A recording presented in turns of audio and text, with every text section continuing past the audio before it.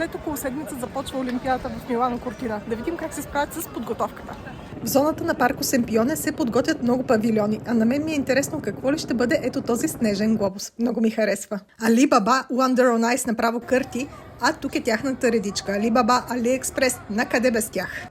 И ето тук нещо, което ме разбива от смях, каза Еселунга. Еселунга е като фантастикото на Милано. Никой извън Милано не е чувал за това, но със спонсор. Да видим какво ще бъде. А червеният цвят на тази сграда я издава, но все пак ще отида да проверя. Почти съм сигурна, че е Кока-кола и да, бях права. Кока-кола. Тези мечета май отиват към къщичката на Кока-кола. Има някакъв замисъл. А ето тук от 6 февруари ще гори Олимпийския огън, който за пръв път в историята на игрите ще гори в два града – Милано и Кортина д'Ампецо. Ще видим какво ще прави тази инсталация.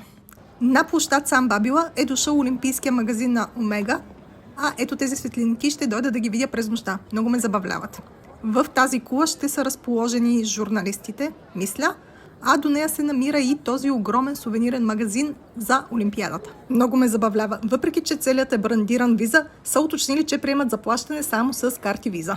Ако ви се идва на Олимпиадата, да знаете, все още има свободни билети. Само за по 500 евро. На мен лично всичко ми изглежда много интересно. Не знам дали ще успея да вляза на повече от тези места. Олимпиадата е ясно, че няма да мога да я вия с тези билети за по 500-700 евро. Но иначе, би казано, изглежда добре.